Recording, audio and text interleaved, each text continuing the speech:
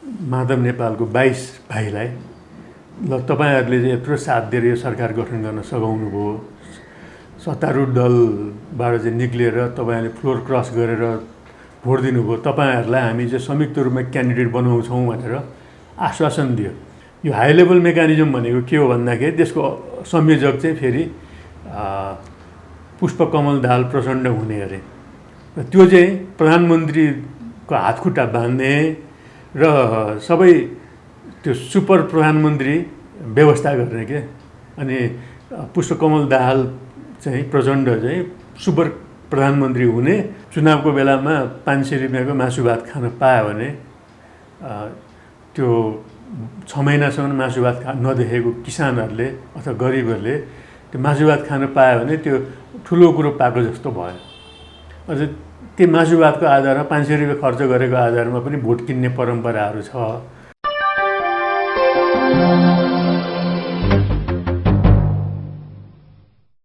People's review अङ्ग्रेजी साप्ताहिकका प्रधान सम्पादक पुष्पराज प्रधान सरलाई हाम्रो डाँफे अनलाइन टेलिभिजनमा स्वागत छ।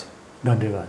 अब सबैभन्दा सुरुवातमा हैन नेकपा एमालेको भविष्य परिकल्पना गर्नुपर्दा कसरी गर्दा उत्तम होला? नेकपा एमाले यो चाहिँ बलियो पार्टी हो एउटा, र यो बलियो पार्टी नेपालमा काम लाग्दैन भन्ने कुरो एमालेबाट हेर्दा हुन्छ। र अहिले यो एमाले लगभग फुटको स्थितिमा छ र सँगै बस्ने अवस्थामा यिनीहरू छैनन्, दुईटा समूह। र यो फुट भनेको कमजोर हुनु हो। अब डिभिजन भइसकेपछि त अब अवश्य पनि दुईटा पार्टी बिचमा चाहिँ भोट बाँडिन्छ र दुईटा पार्टी कमजोर अवस्थामा रहनेछ। हामीले अरू पार्टीको पनि फुटेको त हेऱ्यौँ। जस्तो राप्रपाकै उदाहरण लिउँ, एकजुट भएर लड्दाखेरि उनीहरूले चाहिँ 35-36 सिट संसदमा ल्याउन सकेको थियो र तीनटा पार्टी भएर चाहिँ फुटेर लड्दाखेरि मात्र एकजना सांसद जिताउन सफल भएको छ र राष्ट्रिय पार्टीको रूपमा पनि घोषित हुन सकेन उनीहरू। त्यही अनि आजभन्दा 24 वर्ष अगाडि पनि नेकपाले फुटको अवस्था भोग गरेको थियो र फुटेर गएको, चुइटिएर गएको त्यो वामदेव समूहले एउटा पनि सांसद जिताउन चाहिँ सकेको थिएन। त्यसबाट पनि थाहा हुन्छ फुट कुनै पनि पार्टीको लागि राम्रो होइन। अब जस्तो यो अहिले वामदेव गौतम त्यतिखेर कति प्रभावशाली हुनुहुन्थ्यो होइन, अहिले माधव नेपालको केससँग त्यो तुलना गर्दाखेरि चाहिँ कति भिन्नता छ त? एउटा कुरो के छ भन्दाखेरि माधव नेपालले करिब 15-16 वर्ष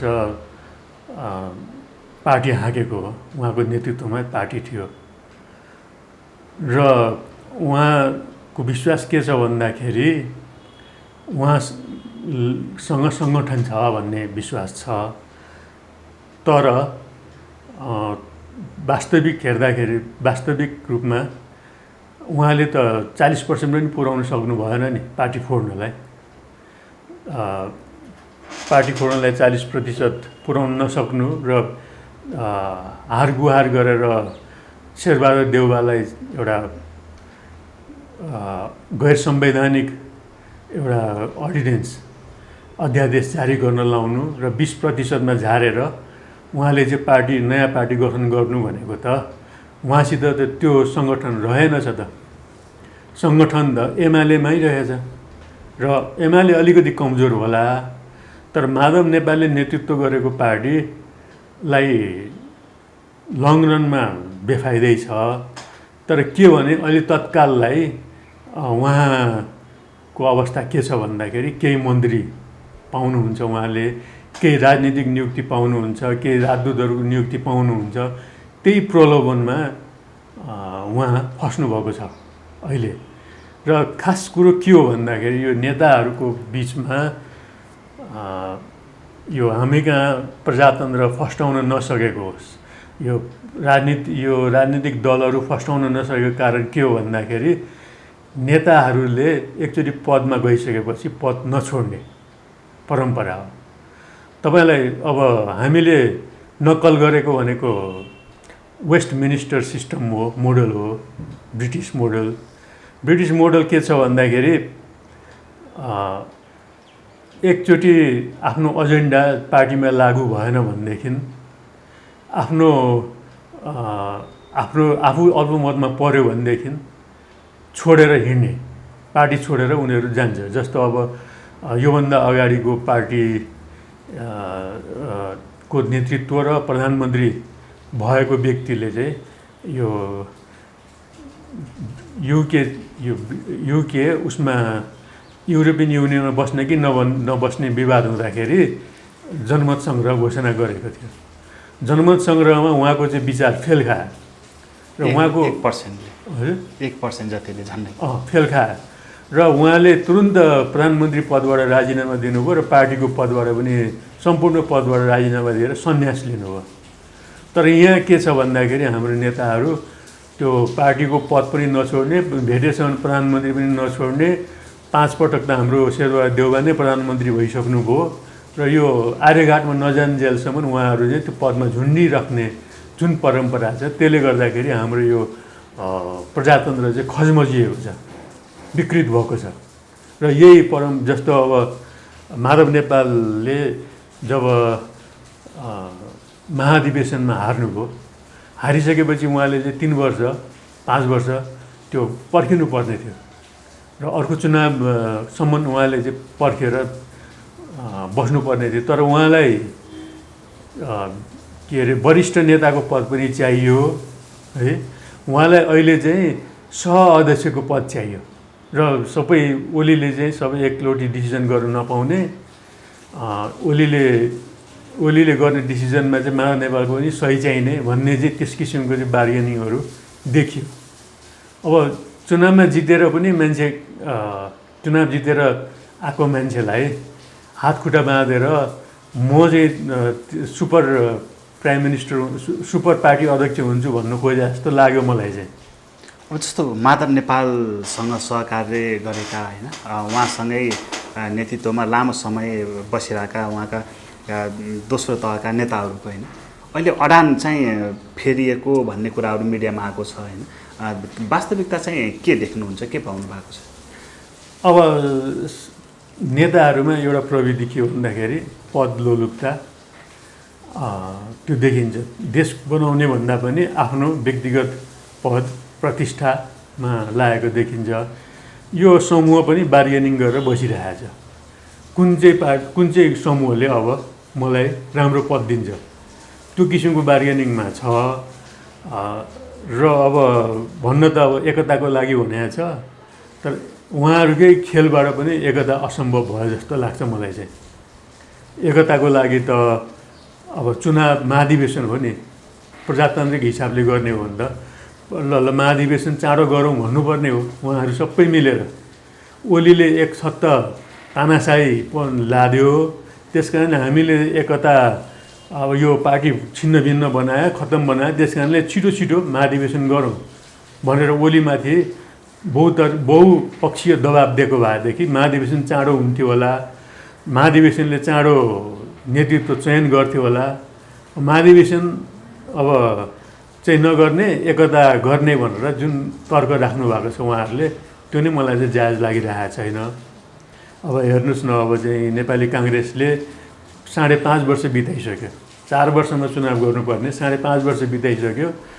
फेरि संविधानमा नभएको परम्परा बसालेर संविधानले नै भनेको छ 5 वर्षभित्र पार्टीहरूको चाहिँ सम्मेलन गर्नुपर्छ। 5 वर्षभित्र गर्न नसकेमा एकदमै असम्भव परिस्थितिमा, प्रतिकूल परिस्थितिमा 6 महिनाभित्र थप 6 महिनाभित्र चाहिँ गरिसक्नुपर्छ भनेको छ।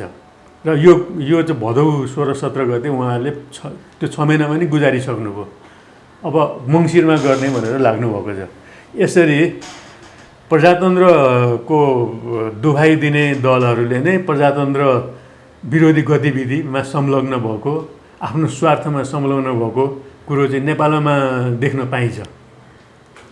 अब जस्तो 20% को कुरा अघि उठाउनु भयो होइन, यो अध्यादेश पार्टी विभाजन गर्नको लागि 20% पुगे, त्यो पनि दुवैमध्ये जहाँ पुगे पनि होइन, त्यो कन्डिसन राख्दाखेरि चाहिँ यसको दूरगामी प्रभाव एकदमै नकारात्मक पर्छ भनिरहेको बेलामा कस्तो प्रभाव होइन, देशलाई कति, पार्टीलाई कति, कसरी मूल्याङ्कन गर्नु भएको छ? अब पार्टी त 20% भयो। जस्तो अब यहाँ के छ भन्दाखेरि अध्यक्ष हुन पाए भयो भने 20% पार्टीमा चाहिँ पार्टीको चाहिँ केन्द्रीय सदस्यहरू बटुल्यो, 20% सांसदहरू बटुल्यो, पार्टी फोड्यो अनि अध्यक्ष भयो। सानै किन नहोस्, एउटा चाहिँ छ नि तपाईँको स्वर्गको द्वारे हुनुभन्दा नर्कको चाहिँ राजा हुनु बेस भने जस्तो उखान चाहिँ यहाँ नेपाली राजनीतिमा चरितार्थ भएको छ। र यसले चाहिँ अब अरू पार्टीमा पनि फुटको अवस्था सृजना गर्छ। भोलि गएर शेरबहादुर देउवाले आज ल्याउनु भयो, भोलि गएर शेरबहादुर देउवाकै पार्टी पनि फुट्न सक्छ। यसले प्रजातन्त्र अस्थिर बनाउँछ। तर के हो भन्दाखेरि यो तपाईँलाई एउटा कुरो चाहिँ के भन्दाखेरि यो लादिएको व्यवस्था, जतिसुकै विदेशीले लादेको व्यवस्था, जतिसुकै कठोर कानुन नियम र संविधानमा जेसुकै लेखेर भए पनि चल्दैन रहेछ क्या। जनताले नै बनाउनुपर्छ संविधान। भन्न त यो हामी जनताले बनाएको संविधान भन्छन् यिनीहरू, तर यो सबै युरोपियन युनियनले बनाएको भनेर दुनियाँ विश्लेषकहरूले भनिरहेको छ। दुनियाँ अब त साधारण एउटा चाहिँ कुल्लीलाई पनि भनौँ अपमान नगरौँ, साधारण एउटा मजदुर वर्गलाई पनि थाहा भइसक्यो विदेशीले ल्याएको शासन व्यवस्था रहेछ, यो नेपालमा चल्दैन रहेछ भनेर। जस्तो अब अहिले हेर्नुहोस् न, यो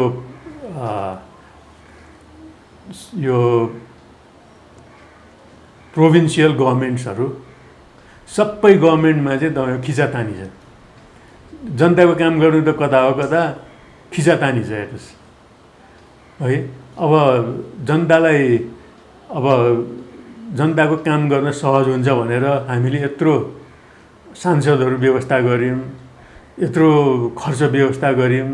अब सामान्यबाट चाहिँ एउटा प्रधान पञ्च अथवा चाहिँ पञ्चायतकालमा प्रधान पञ्चहरू निःशुल्क रूपमा चाहिँ श्रमदान गरिरहेका हुन्थे।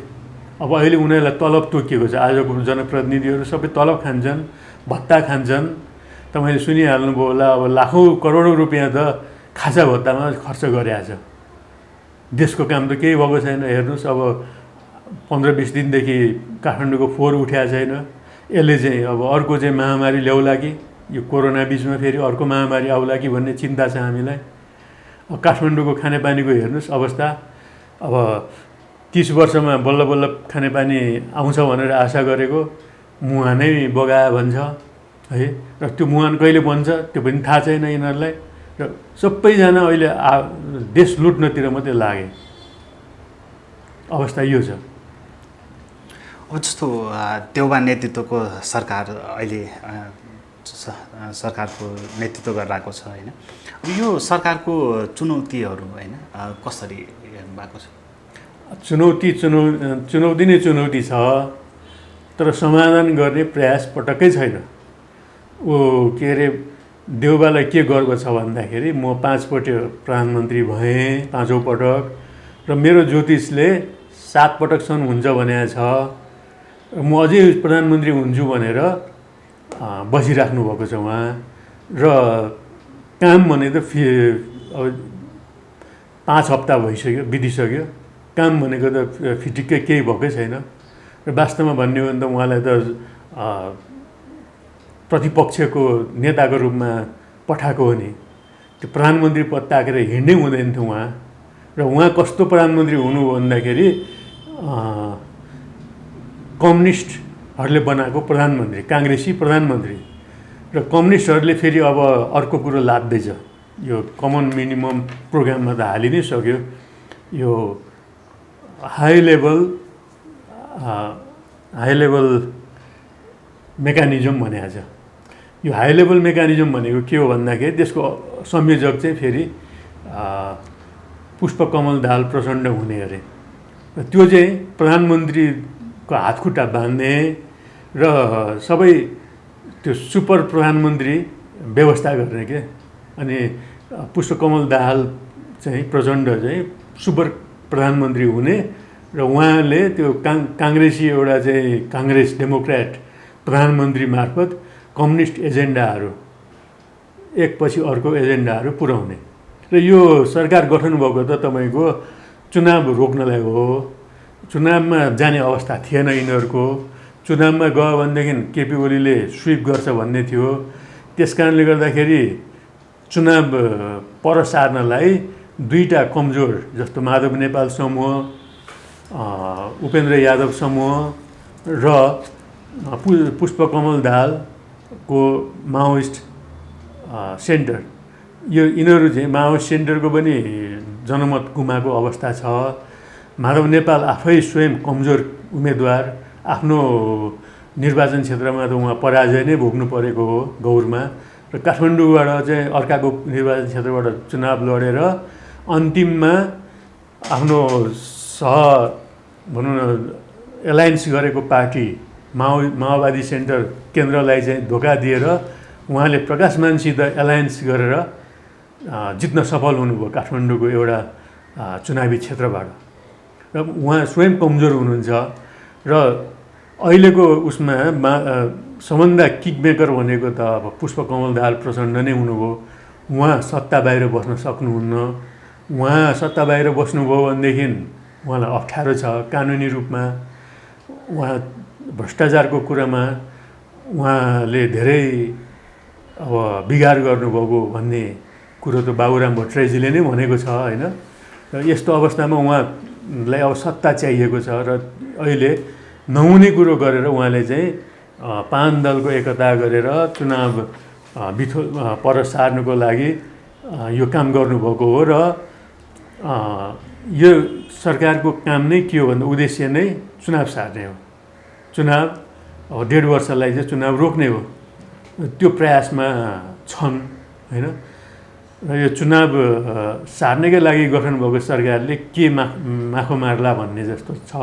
र माखो मार्ने हिसाबले आएको पनि होइन। उहाँहरूको चाहिँ आफ्नो मान्छेहरूले संवैधानिक पदहरू धारण गर्नु होला, राजदूतको पद धारण गर्नु होला, मन्त्रीको पद धारण गर्नु होला र राजनीतिक नियुक्तिहरू पाउनु होला।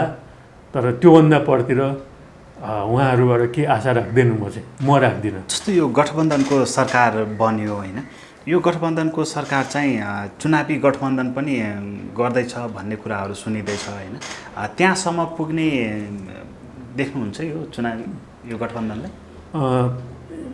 मैले सुन्नमा आएअनुसार प्रचण्डले माधव नेपालको 22 भाइलाई ल तपाईँहरूले चाहिँ यत्रो साथ दिएर यो सरकार गठन गर्न सघाउनु भयो, सत्तारूढ दलबाट चाहिँ निक्लिएर तपाईँहरूले फ्लोर क्रस गरेर भोट दिनुभयो, तपाईँहरूलाई हामी चाहिँ संयुक्त रूपमा क्यान्डिडेट बनाउँछौँ भनेर आश्वासन दियो। यो आश्वासन दिनुमा अब पार्टी एमाले फुट्नुको कारण यो पनि हो। ठुलो आश्वासनले काम गरेको छ 22 भाइलाई चाहिँ संयुक्त रूपमा उम्मेदवार बनाउने भनेर। तर राजनीतिमा कुनै कुरो चाहिँ विश्वास गर्न सकिन्न। अब काङ्ग्रेसमा पनि शेरबहादुर देउवाको मात्रै एक छत्त कुरा लागु हुँदैन। काङ्ग्रेसमा पनि विभिन्न खेमाहरू छन्, विभिन्न ठुलो पार्टी हो, पुरानो पार्टी हो र देउवा एक्लैको पनि केही चल्दैन। र देउवाले म यो संयुक्त चुनावी मोर्चा बनाउँछु भनेर भन्यो भने पनि त्यो लागु हुने अवस्था छैन। र काङ्ग्रेस त्यो अवस्था आएको खण्डमा काङ्ग्रेसका बागी उम्मेदवारहरू प्रत्येक ठाउँमा खडा हुनेछन् र त्यो बागी उम्मेदवारले अब देउवाको त्यो कदमलाई चुनौती दिनेछ एउटा कुरा। अरू कुरो के छ भन्दाखेरि जतिसुकै चुनावी तालमेल गरे पनि यो कम्युनिस्टहरू बिचमा त तालमेल हुन सक्ला, किनभने उनीहरूको चाहिँ धेरै कुराहरू मिल्छ है, सैद्धान्तिक रूपमा पनि धेरै कुराहरू मिल्छ। तर काङ्ग्रेस र कम्युनिस्ट बिचमा चुनावी तालमेल भनेको त केही पनि मिल्दैन नि। डेमोक्रेसी मान्ने फोर्स र कम्युनिजम मान्ने फोर्स बिचको चाहिँ तालमेल कसरी हुन्छ? हुँदैन। त्यो काङ्ग्रेस मतदाताले कम्युनिस्ट क्यान्डिडेटलाई भोट हाल्छ त? अवश्य पनि हाल्दैन। र अर्को कुरो तपाईँलाई के पनि भन्छु भन्दाखेरि यो युद्धको बेलामा सबभन्दा ठुलो भिक्टिम त काङ्ग्रेसै भएको हो नि, माओवादीको भिक्टिम भएको त काङ्ग्रेस हो। अब स्कुलको टिचरहरू काङ्ग्रेसीहरू सबै मारिएका छन्, ठुलो लुटपाट भएको छ, काङ्ग्रेसको चाहिँ जग्गा जमिनहरू चाहिँ लुटिएको छ। र त्यो रिसिभी अब नेताजीहरू मिल्यो भन्नेमा चाहिँ शान्त हुन्छ भन्ने कुरो चाहिँ मलाई लाग्दैन। अर्को कुरो, अघिल्लो चुनावमा काङ्ग्रेस दोस्रो स्थानमा आयो। त्योभन्दा अगाडिको चुनावमा काङ्ग्रेस पहिलो स्थानमा आउने गरेको थियो। काङ्ग्रेस अघिल्लो चुनावमा चाहिँ 2015 सालको चुनावमा दोस्रो स्थानमा आएको थियो। 2017 सालको चुनावमा त्यो दोस्रो स्थानमा आउनुको कारण के हो भन्दाखेरि चुनावभन्दा अगाडि नेकपा एमाले र नेकपा माओवादी केन्द्रले चुनावी तालमेल गरे। त्यो चुनावी तालमेल गरिसकेपछि दुईजनाको भोट त बढ्ने नै भइहाल्यो। तर एउटा कुरो हिसाब गर्नुहोस्, काङ्ग्रेसको भोट घटेको छैन। काङ्ग्रेसले अघि त्यस अघिको चुनावमा जति भोट पाइरहेको थियो त्यही रेन्जमा भोट पाएको छ। र यदि एमाले र माओवादी केन्द्रको बिचमा चुनावी तालमेल नभएको खण्डमा काङ्ग्रेस नै पहिलो पार्टी हो। र अहिले पनि दोस्रै, सबैतिर त दोस्रो पोजिसनमा त काङ्ग्रेस नै छ। र अहिले काङ्ग्रेस यो के अरे एमाले दुई टुक्रा भएको अवस्थामा, अहिले माओवादी केन्द्र र एमाले मिल्न नसक्ने अवस्थामा यो त काङ्ग्रेसलाई त बम्पर चिट्ठा परेको हो नि। काङ्ग्रेसले अबको चुनाव त पहिलो पोजिसनमा त्यसै पनि ल्याउँछ, सक्यो अझ सक्यो भने त उसले त 2/3 पनि ल्याउन सक्छ, अलिकति बल गर्यो भने त। यो अवस्था छोडेर काङ्ग्रेस अहिले चाहिँ यो प्रचण्डको कुरा सुनेर, महानुभावको कुरा सुनेर हिँड्ला जस्तो चाहिँ लाग्दैन। देउबा हिँडे पनि काङ्ग्रेसभित्रका अन्य हस्तीहरूले देउबाको कुरोलाई टेर्दैन। र चुनावी तालमेल चाहिँ परको कुरा हो जस्तो लाग्छ अहिले। जस्तो यो मतदाताको कुरा अघि उठाउनु भयो होइन, 5 वर्ष या फेरि निश्चित समयसम्म सरकार अथवा सत्ता सञ्चालन गर्दाखेरि जति पनि गल्ती कमी कमजोरीहरू गरे पनि त्यो पार्टीको मतमा चाहिँ कुनै भिन्नता आउँदैन, कुनै ठुलो भिन्नता आउँदैन होइन। त्यो भिन्नता नआउनुको पछाडि कारण चाहिँ के देख्नुहुन्छ? एउटा त काङ्ग्रेसको विकल्प छैन। काङ्ग्रेस प्रजातन्त्रवादीहरू जसले प्रजातन्त्रको इच्छा राख्छ उनीहरू काङ्ग्रेसलाई नै भोट हाल्ने हो है। जसले अब चाहिँ हिन्दू धर्म राजतन्त्र भन्छ उनीहरूले राप्रपालाई भोट हाल्ने हो है। र जो कम्युनिस्ट हुँ भनेर हिँडिरहेको छ उनीहरूले कम्युनिस्टलाई भोट हाल्ने हो। यसमा पनि यो कम्युनिस्टहरूको चाहिँ एमाले माओवादी भनेको चाहिँ क्याडर बेस्ड पार्टी हो। तिनीहरूको चाहिँ अब जिल्ला तहमा पनि तलब खाएर बसेको कार्यकर्ताहरू हुन्छन् र फुल टाइम वर्करहरू हुन्छन्, पार्ट टाइम वर्करहरू हुन्छन्।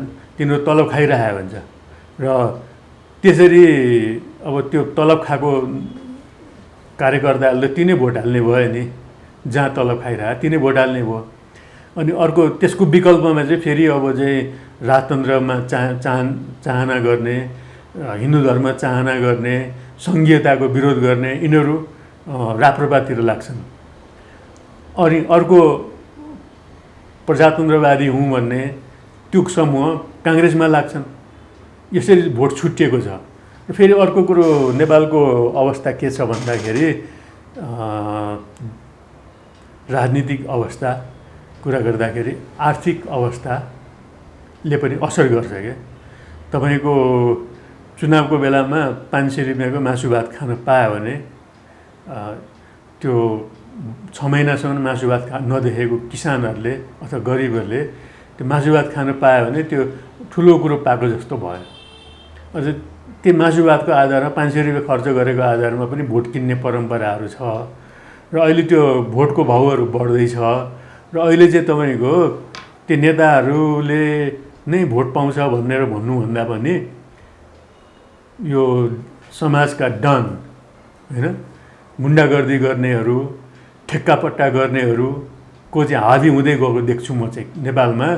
तस्कर, गुन्डागर्दी, ठेक्कापट्टा यिनीहरूले चाहिँ चुनाव जितेर आइरहेको देख्नु भएको छ नि। अब यिनीहरूले अब यो चुनावको बेलामा खर्च गर्छन्। व्यक्तिगत रूपमा चाहिँ अब चाहिँ 5,000, 10,000, 20,000, 50,000 त्यसरी चाहिँ खर्च दिएर पनि अब चाहिँ भोट किनिरहेको छ र यो भोट किन्ने परम्परा हुन थालिसकेपछि अब समाजका अपराधीहरू टाउको ठहराएर चाहिँ जनप्रतिनिधि भएर आउने अवस्था सिर्जना भएको म देख्दछु। अब जस्तो हाम्रो विदेशको कुराहरूमा अफगानिस्तानको बारेमा चाहिँ विश्वका शक्ति राष्ट्रहरू होइन विश्व समुदाय समेत र नेपाल समेत सबैको लगभगको प्रतिक्रियाहरू चाहिँ सुनियो होइन। यी कुराहरूलाई हेर्दाखेरि चाहिँ यो अफगानिस्तानको बारेमा चाहिँ कस्तो धारणा बनाउनु भएको छ? एउटा कुरो के भन्दाखेरि पहिलो कुरो चाहिँ नेपाल सानो एउटा राष्ट्र हो र नेपाल दुई देशको बिचको एउटा दुई ठुला देशहरूको बिचको अवस्थित एउटा राष्ट्र हो, स्वतन्त्र राष्ट्र हो र नेपालको अस्तित्वको लागि पनि असंलग्न परराष्ट्र नीति अवलम्बन गर्नुपर्छ। नेपालको दुई छिमेकी राष्ट्रहरू बिचमा समान दूरीको सम्बन्ध कायम हुनुपर्छ। यो नेपालको बाध्यता हो। नेपालले इन्डियासित मिल्छु भनेर पनि हुँदैन, चाइनासित मिल्छु भनेर पनि हुँदैन, नेपालले अमेरिकासित मिल्छु भनेर पनि हुँदैन।